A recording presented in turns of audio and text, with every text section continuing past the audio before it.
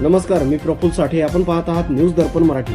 मालेगाव तालुक्यातील कुरळा गावातील कथित घरकुल घोटाळ्याची चौकशी करण्याच्या मागणीसाठी वंचित लाभार्थी जिल्हाधिकारी कार्यालय वाशिम येथे उपोषणाला बसले आहे. शासनाच्या घरकुल योजनेत अपात्रांना लाभ देऊन पात्र लाभार्थ्यांवर अन्याय झाल्याचा गंभीर आरोप करण्यात आला. पाहूया सविस्तर बातमी. मालेगाव तालुक्यातील कुरळा येथील घरकुल लाभार्थी किसन बाबूराव केदार यांनी ग्रामपंचायतीच्या कारभारावर गंभीर आरोप करत जिल्हाधिकारी कार्यालय वाशिम येथे उपोषण सुरू केले आहे. आज त्यांच्या उपोषणाचा 4था दिवस असून अद्याप प्रशासनाकडून ठोस कार्यवाही झालेली नसल्याचा आरोप त्यांनी केला. किसन केदार यांच्या म्हणण्यानुसार ते घरकुल योजनेसाठी पात्र असतानाही त्यांना योजनेचा लाभ देण्यात आला नाही.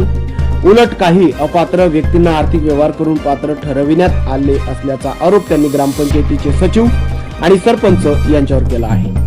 तसेच शासनाच्या घरकुल निधीचा गैरवापर करत संबंधित प्रकरणाची सखोल चौकशी करून दोषींवर कठोर कायदेशीर कार्यवाही करण्याची मागणी त्यांनी केली. यासोबतच ग्रामपंचायत मधील दलित वस्ती निधी, सामान्य निधी, जनसुविधा निधी आणि इतर विकास कामाच्या खर्चाचीही चौकशी करण्यात यावी व संबंधित खात्यांमधील आर्थिक व्यवहाराची स्वतंत्र चौकशी करून दोषी आढळणाऱ्यांवर कायदेशीर कार्यवाही करावी अशी मागणी सुद्धा त्यांनी यावेळी केली.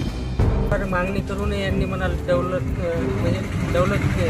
डावलण्याचा प्रयत्न केला आणि त्याच्यानंतर मला एक कलेक्टरची सीओ साहेबाची आशा होती म्हणून मी त्यांच्यापर्यंत इथं येऊन त्यांच्या दारात बसलेलो आहे.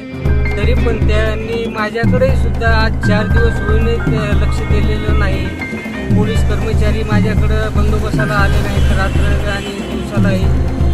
सीओ साहेबाचा किंवा कलेक्टर साहेबाचा माणूसही सुद्धा माझ्याकडे आलेला नाही. तरी शासन चुकलेलं आहे का? मला एक आशा होती की या हे लोक मला न्याय देतील म्हणून. पण आज 4 दिवस झाले मी इथं भर पावसात वादळी वारा याच्यासह मी संघर्ष करत आहेत. तरी मला माझा न्याय मिळवून द्या आणि जे काही कर्मचारी असतील किंवा अधिकारी असतील यांच्यावर कारवाई कठोर करण्यात यावी.